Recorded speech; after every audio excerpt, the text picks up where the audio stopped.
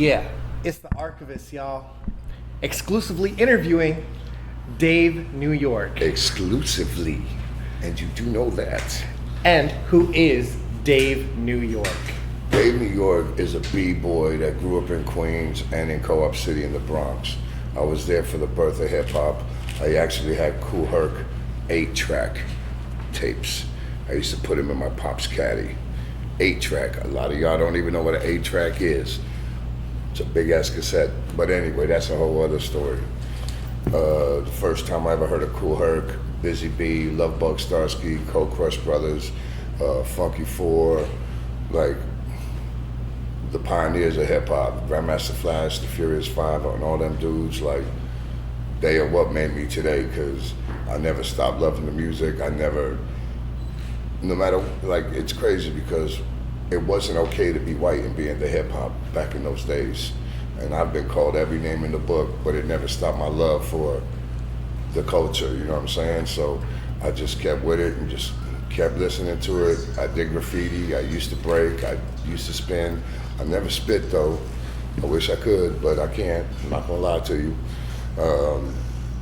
I just love the music, you know, and I mean, loved the music when it was real. There's a difference between an MC and a rapper. There's a difference between hip hop and hip hop, you know what I'm saying? And when I grew up, it was hip hop, you know what I'm saying? And what we have today is just, I'm not even gonna go there. Like, listen to Jay Dilla's album, The Shining, track number 5, Baby, Holla at your boy, I'm on the end. Shout out to my man, Jay Dilla, I miss you, brother. How I got in touch with all the artists that I work with is I rent cars to the music industry, music videos, you know, they just out there working, Grammys, award shows, whatever. They need the whips to floss around town. They holler at me and I make it happen. That's what I do, I make it happen. What's the most expensive car you ever rented? The most expensive car was a McLaren. It was 15 grand a day, $5 a mile. And which video was it in? None. It was actually for a Prince of Saudi Arabia, and he kept it for a month. I love those rentals. Because 10% goes to me, you know what I'm saying? Like, yeah, it's my money, you know? And but, share with us some of the stories in the birthplace of hip hop. Well, you know, growing up in New York, like, it was everywhere. But I remember my mom used to tell me, like, man, this music is garbage, it's never gonna last, it's never gonna do anything for you. And God rest her soul, before she passed away, she was like, I envy you. And I was like, why? And she said, because you never stop loving this music, and this music has paid your bills for the last, you know, 10, 15 years. You've been all over the world, you've been on stages like crazy, like you've been to places I never heard of.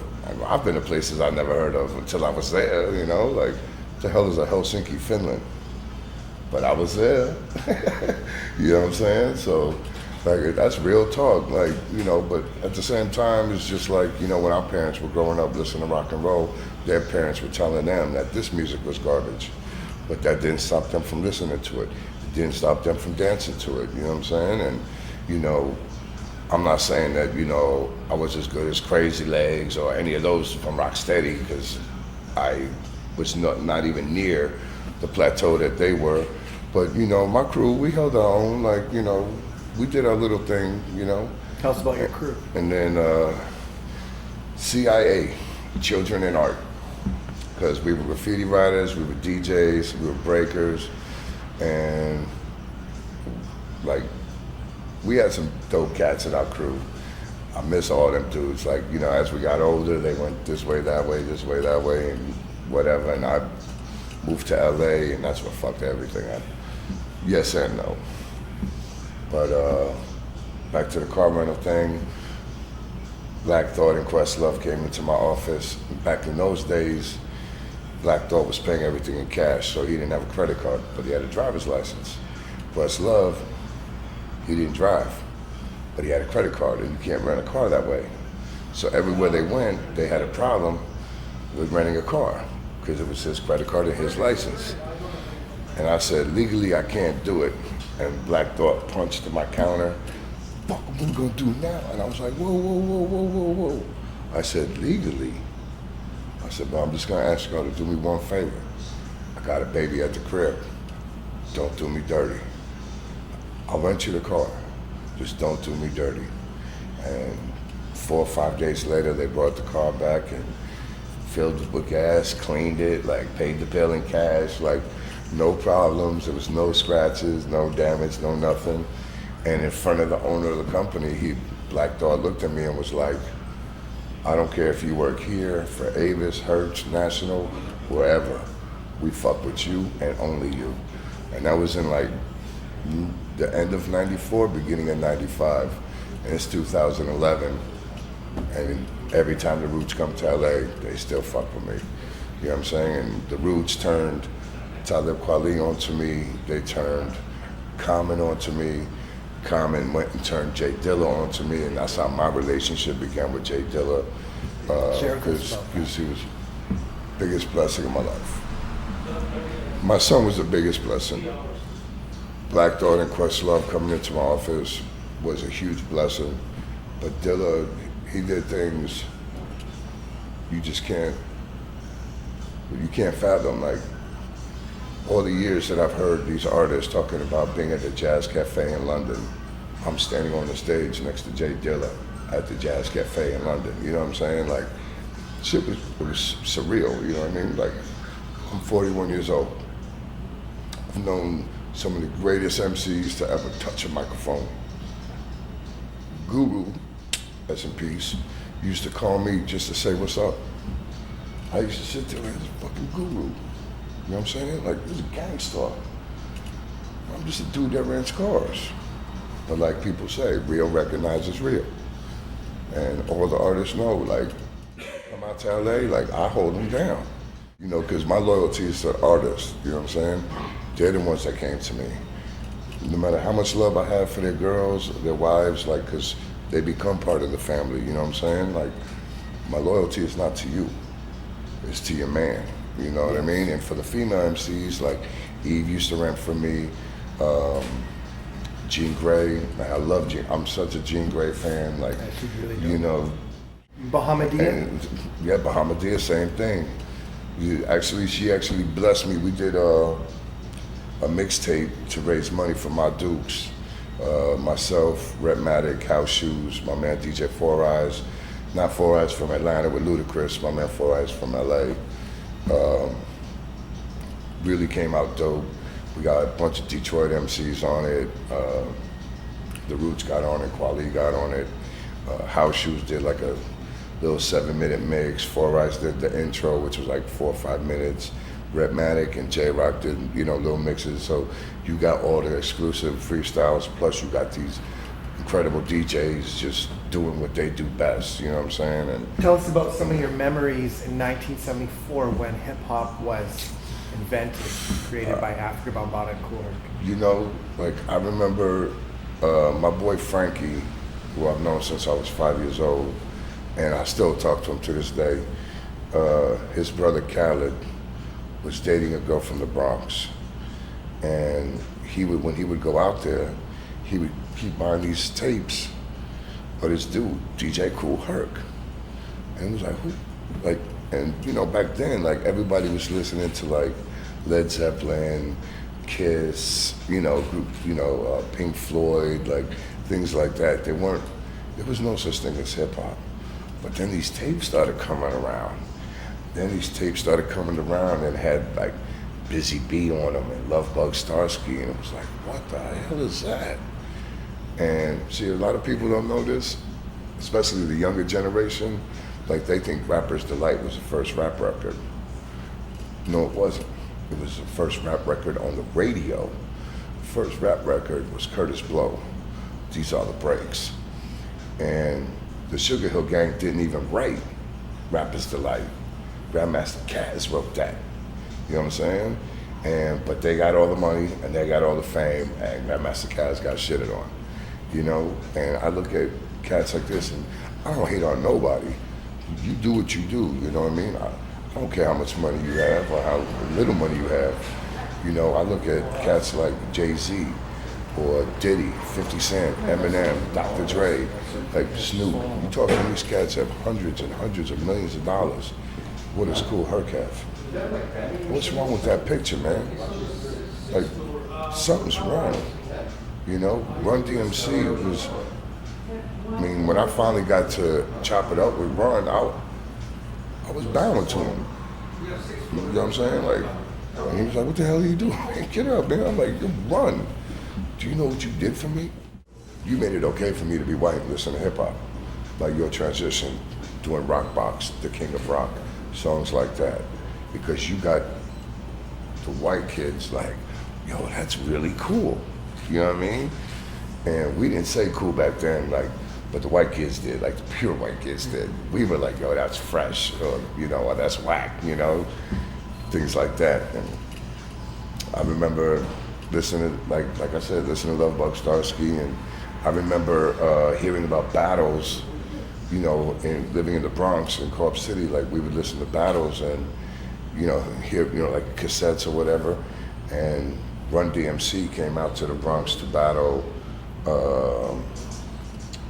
Kumo D and Special K, the Treacherous Three. But it wasn't Run DMC, it was Run and D. See, a lot of people don't know that Russell Simmons actually named DMC because his name was Darryl McDaniels. He came up with the Run DMC. And hey, look, man, nobody wanted white people to rap. But Rick Rubin believed in these kids, you know, from Brooklyn, the Beastie Boys, you know, and to this day, License to Ill still sells an ungodly amount of records. Tell us about Ricky Powell. You know what? Wow, that's, you going back, man. Like, wow. I couldn't even go back like that, like, because I really didn't, like, get down like that. Like, the shit that I was listening to, especially living in the Bronx and Queens, when MC Shan came out with Queensbridge, and KRS-One took it as a diss, because when Shan said it all started out in the park, you know, blah, blah, blah, blah. KRS-One took it like he was saying that hip hop started in Queens. But Shan was saying where it started for him. You know what I'm saying? And KRS-One to this day would tell you, if MC Shan didn't come back with a comeback, KRS-One would never have had a career. Because DJ Red Alert was the one that broke in the South Bronx, the South Bronx. Now, I didn't live in the South Bronx, I lived in the North Bronx. But you from the Bronx, you don't get along with Queens. It's that simple. And I couldn't believe it. I'm like, now I'm stuck because I was born and raised in Queens, but now I live in the Bronx, man. Like, what the fuck am I supposed to do? You know what I'm saying? But, you know, to me, hip hop, the culture itself has evolved into such a big thing that it's like the old saying, be careful what you wish for, because you just might get it. And we as a culture and as a community thought that we needed the corporate America checks. Why? Because they were big and had a lot of zeros. You feel me? But what that did was it gave them control of the strings to pull. You know, like I said, listen to Baby, you hear the shit I talk. Listen to You Ain't Fresh, you hear me on the intro, you hear me getting at the program directors. And it's not like I have a personal beef with program directors. I understand that radio is a business. And you can't have, and I'm not saying this is what happened, I'm just hypothetically speaking, if you're a program director and Coca-Cola calls you and says, you know what, that new Bishop Lamont track, I don't ever want to hear that on the radio again. What are you gonna do? You gonna play it again? No. Why? Because Coca-Cola spends $30 million a year in advertisement, whether it's TV and radio or whatever. You know what I'm saying? You're gonna give up those checks, you're gonna be out of a job. It's that simple. So here we are asking for these checks, but now we're giving them control of what we came up with. We are us on the streets. We were the ones spinning on our backs. We were the ones spinning on our heads. We were the ones at 3 o'clock in the morning, busting in the train yards and doing whatever. Not these guys from corporate America, you know what I'm saying? But because we wanted those checks, go ahead, pull our strings. And it really fucked the game up. What about Crush Groove? Crush Groove, at the time, you know what? Crush Groove was dope as hell because it really gave, like, LL Cool J, that was his coming out, you know what I'm saying? Like, and, you know, the Fat Boys and, you know, and all that, but Wild Style is still my favorite all-time hip-hop movie because it shows you how it took place, where it took place. And, you know, even though it really wasn't on Kool Herc and it was Grandmaster Flash, you know, Grandmaster Flash took what Kool Herc created and took it to another level. Just like when Jazzy Jeff and the Fresh Prince came out, Jazzy Jeff took DJing to a level that is still to this day has not changed. Because you got different types of DJs. You got like J-Rock from the Beat Junkies, my man Four Eyes. When it comes to their beat blends, they're incredible. Like, how did you make this mix in with this? Like, how, what? But then you got DJs like Revolution, Rectangle, DJ Melody from the Beat Junkies, Redmatic, that you get them to start scratching and you're just like, the Executioners, shout out, rest in peace, Rock Raider. You know what I'm saying? Like, you look at DJs like that and, I mean, you're just like, what the hell?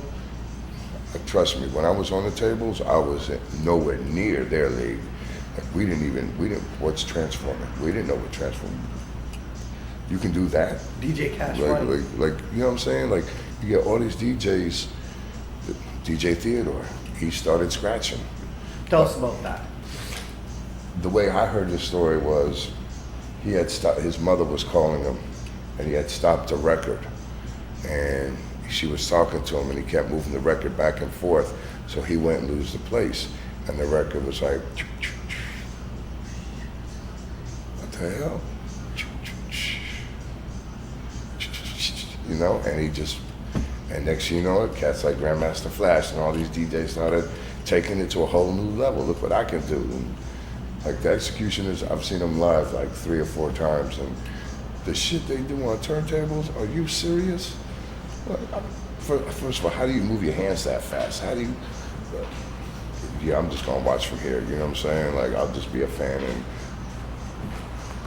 I applaud you, you know Big what I mean? I'll tell you a funny story, a big pun, and I rest in peace, pun.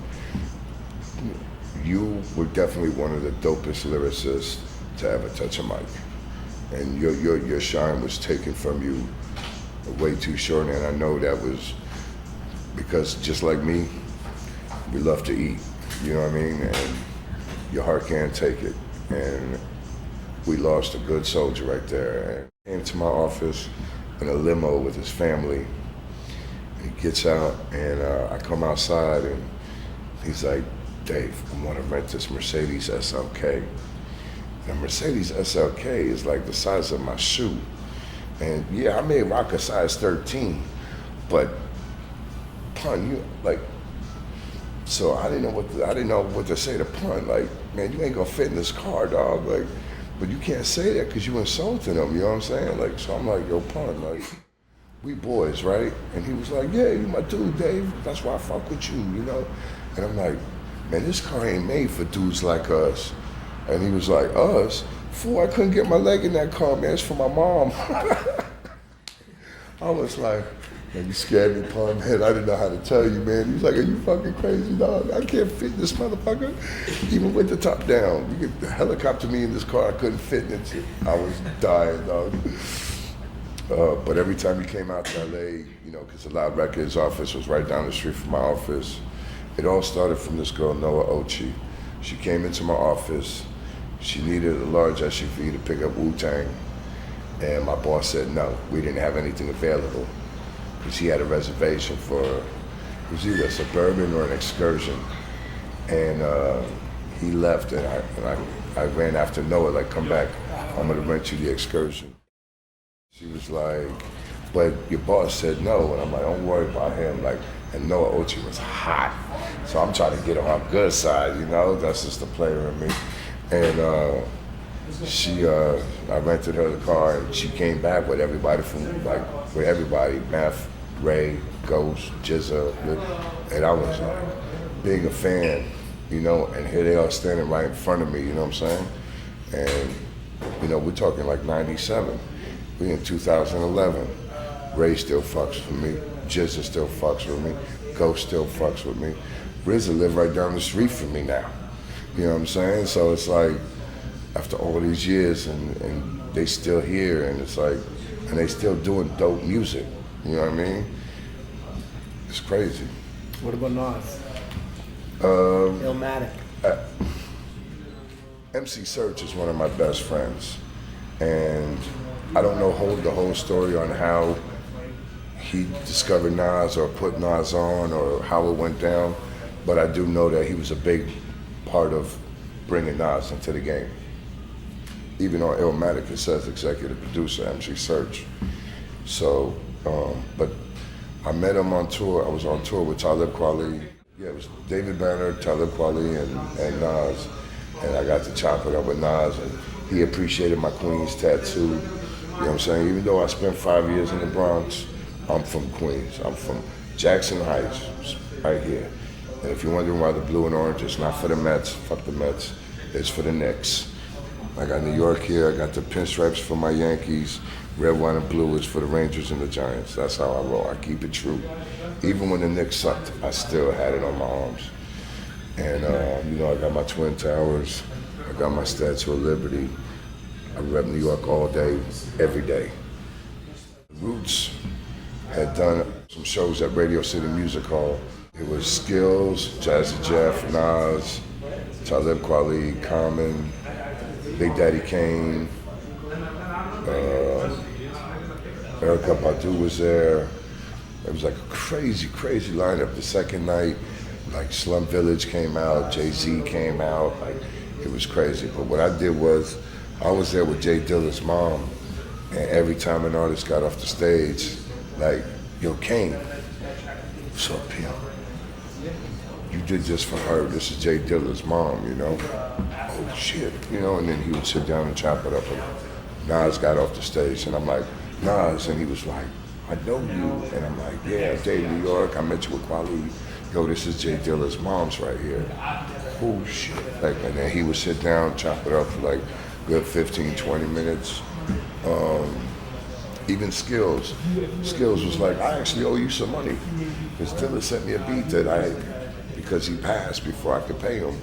So make sure I get your contact so I can take care of that, you know what I mean? And he didn't have to tell her that.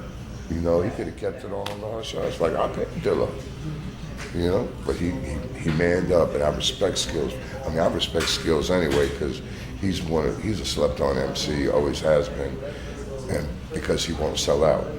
Just like Crooked Eye from Long Beach, one of the dopest West Coast MCs, but because he wouldn't sell out to radio, he never got his chance to shine until Slaughterhouse, you know? And what's with Slaughterhouse? You got Royce the 5'9", who was in the same situation, from the D, sick MC, and you got Joel Ortiz, Brooklyn Cat, dope as hell. He's like the new Pun. People argue with me all the time, but to me, he's the new Pun. He flips it in Spanish and keeps the words meaning the same. Like, his flow is ridiculous. Like, he's gonna do big things with Slaughterhouse and solo. You know what I mean? I've never been a big Joe Budden fan. Not that he can't spit or anything. If you're gonna be cocky like Hova. That, like, have everything to back it up. You know, just because you made a couple dollars doesn't mean you have all the power. When you on the part of the basketball team, and you had a $hundreds of million company, you know what I'm saying, with Rockefeller and Rockaway, you know what I'm saying? Like, that's when you can be cocky. That's when you can say, I'm gonna brush my shoulders off. I've paved my way, you know what I mean? What can you tell us about Rakim?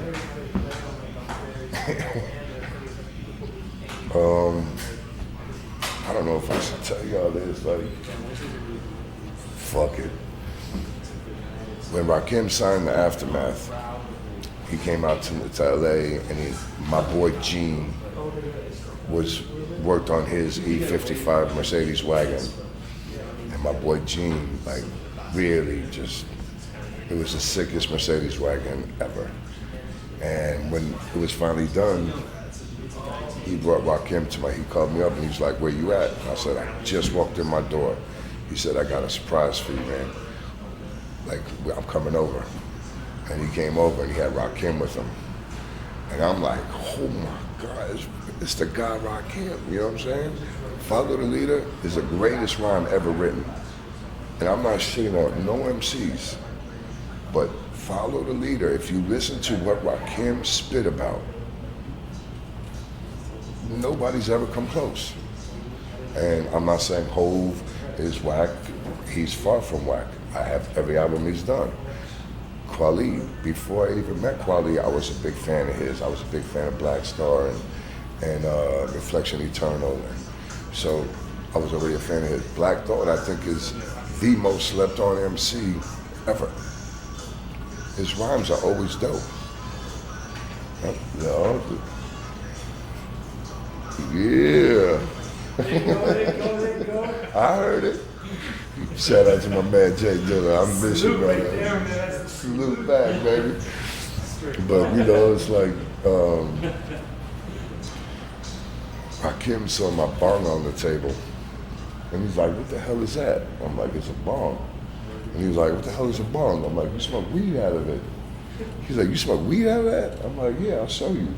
So I loaded a little snapper and snapped it, and then I loaded him a snapper, and Rakim snapped it, and he was sweating, he was coughing, and he was like, "Nah, I'm gonna stick to blunts." But when I'll go, to this day, I still have that bong. I dumped the water out, cleaned it, put it in the cabinet. I took the actual bowl and broke it. This bong is never gonna be used again. Like, people can say, "That's so stupid, it's just a bong."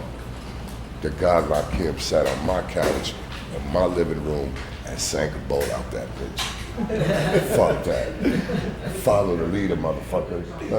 Lyrics of fury, bitch. You know what I'm saying? What can you tell us about Big L? Big L was, man, he was gonna take over the game. He was such a lyrical monster, and him getting murdered like that was heartbreaking. I never got a chance to meet L. I never got a chance to work with L or, you know, rent him a car or anything like that. I really wish I, just once, just to say I fucked with Big L, you know what I'm saying? Like, because he was so dope. What was the label? Raucous. That was another, everybody on Raucous I fucked with, you know, because the cats that worked there met me through Cats from Loud Records. So I gave them the same love I gave to Loud Records, and you know what I mean? And we just kept it moving. And last but not least, tell us about Biggie Smalls. Greatest MC ever.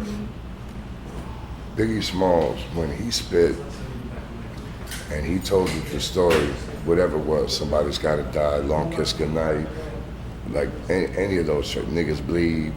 Like, if you listen to his rhymes, I can't speak for everybody, but you know, just my nigga Arizona Ron from Tucson pushed the black Yukon. Why do I always see this dude just gangsterlean in a black Yukon bumping the Isley Brothers? Because that was his flow. That was the way he told his story. People always say number one was Tupac, number two was Biggie, or number one was Biggie, number two was Tupac. There were two different MCs. You can't say one is one and the other one is two, because lyrically, Tupac was a monster. He was very poetic in his rhymes, but he couldn't tell a story the way Biggie did. You know what kills me about Tupac? All that West Coast shit. You were born in Harlem. Why would you shit on the place you were born at? But that's just me personally. I live in LA, I've been living here since '84. I rep NY to the day I die. Period. is all over me. Feel me? But when Biggie came out the weekend that he was murdered, he's the reason why I got my name. He had called my office to find out why the AC was blowing hot air, like if something was wrong with it. And he asked for Dave, and they were like, which one? Because there was 3 of us there, and he was like, the nigga from New York Dave. I just flipped it to Dave New York because I think it sounds better Dave New York than New York Dave, but I'll never change my nickname, ever. Biggie gave me that name. And even though that was the only time I got to fuck with Biggie, you can't, how can you top him? You know? And, you know, I did an interview with my boy Ronnie Reese. He's a writer at Chi-Town. And he was like, man, you got the Hip Hop Hall of Fame as your client list. It's true. But a lot of them are gone. That's fucked up. Because the good ones were the ones that were taken.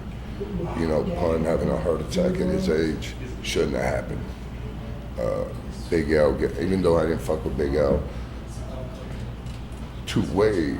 way too soon to be, I mean, he was murked, so what can he do? But at the same time, like, he was just starting to get that shine, you know what I'm saying? Like, it wasn't just the East Coast that was fucking Big L. He was making moves, you know? And I love hip hop. It's paid my bills the last 17, 18 years, you know what I mean? Like I said, like, it's taking me all over the world. Like, I'm in Vancouver right now fucking with you. Why? Because Bishop Lamont. Well, how did I meet Bishop Lamont? He came to pay homage to Jay Dilla when Jay Dilla passed away. And I already knew about him through my folks at Interscope, my boy 007, who used to work for Echo. He actually gave me a couple of mixtapes that Bishop was on. And I was like, yo, this dude is ridiculous. So I was already a fan, and Bishop heard about me through all his folks at Interscope, because I've been doing this a long time.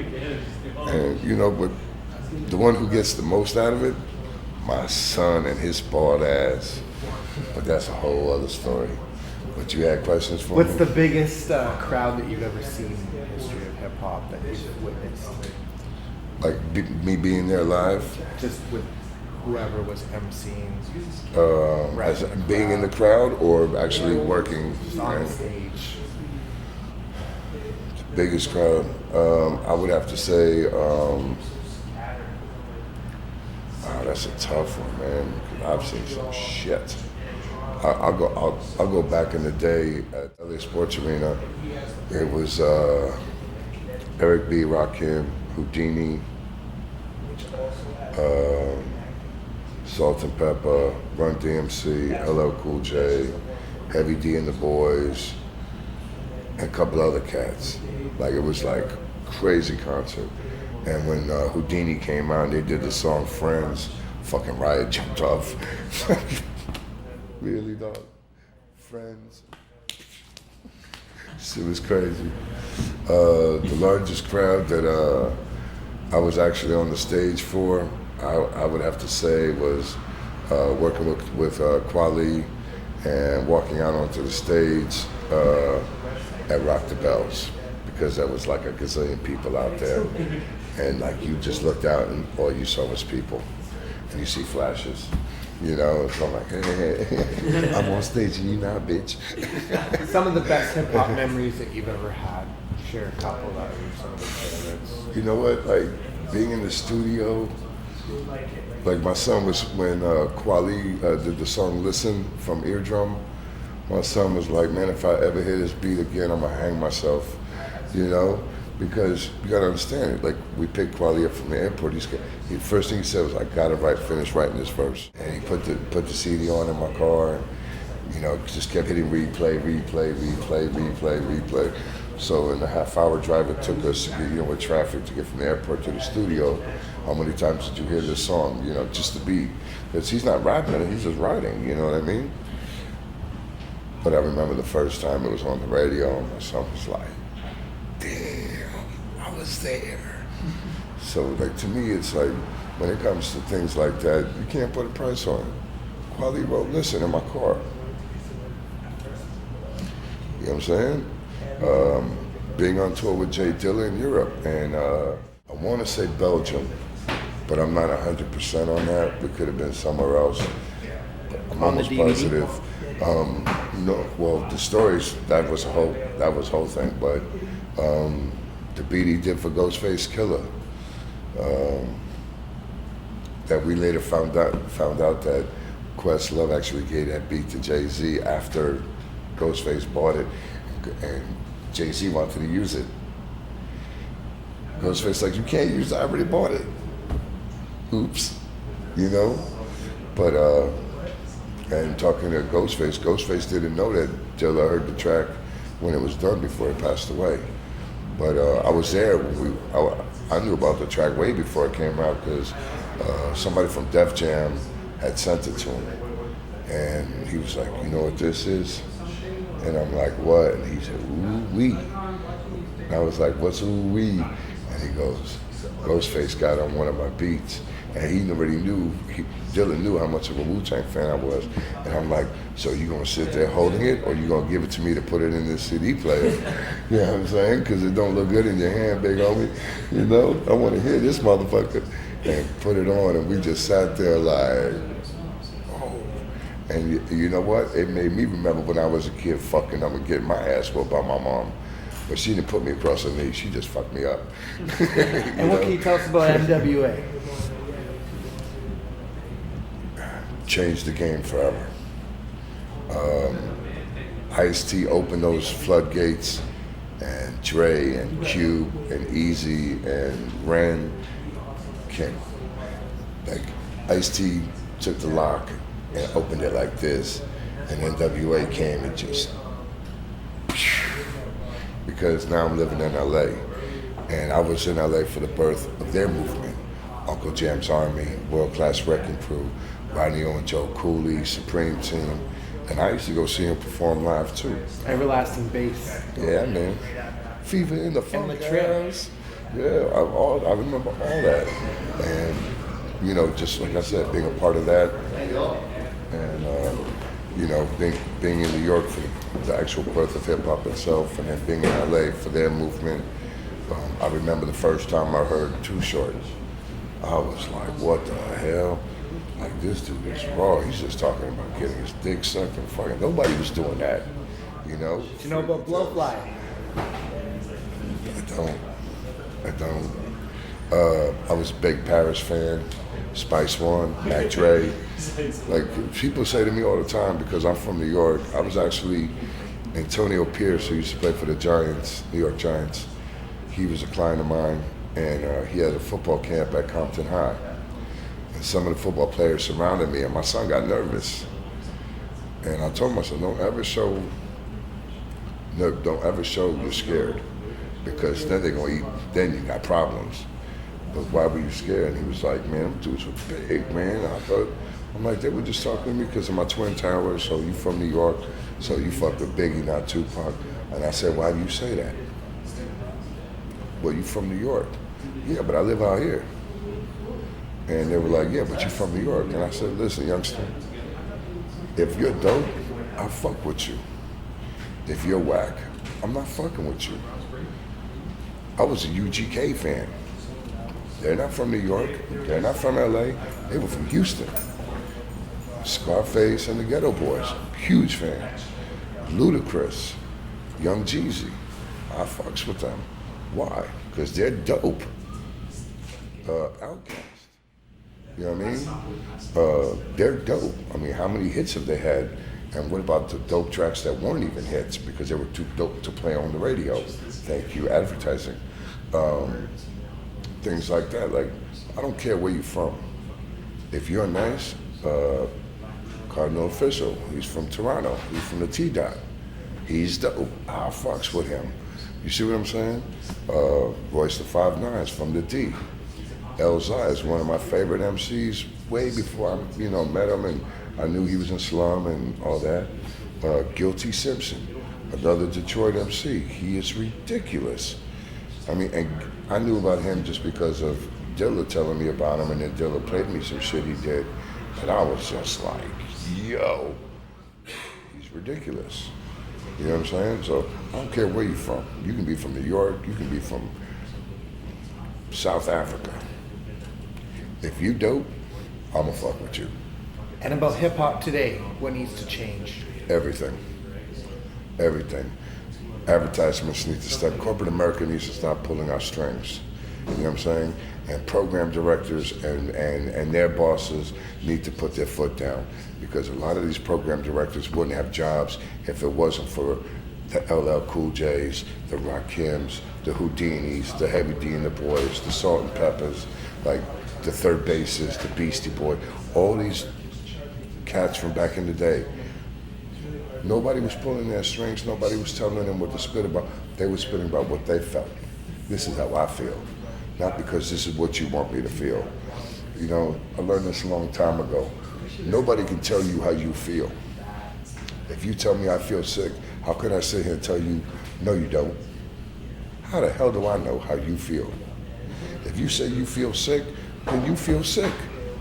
And if this is how they feel by growing up in Queensbridge or the South Bronx or Bed-Stuy or Brownsville or, you know, Atlanta or, you know, in the neighborhoods that they got out there, like New Orleans, you know, Ninth Ward and Magnolia Projects and places like that. Like, I didn't grow up there, so how could I say that's not what happened? How could I sit there and tell them that's not the way it went down? Who am I? You know what I'm saying? I respect what they do. I respect their craft. I honor their craft and all that. But at the same time, like I said, if you dope, I fuck with you. If you're whack, you're not. You go through my CD collection, you see from the Beatles to Nine Inch Nails to from African Bear Bottom. Yeah, I know, I don't care. African Bear Bottom, Soul Sonic Force to Young Jeezy, you know what I'm saying? It is what it is. You got anything to say to Canada? Fuck Vancouver Customs. This is the Archivist, and you already know the name, y'all. New York, holla at your boy.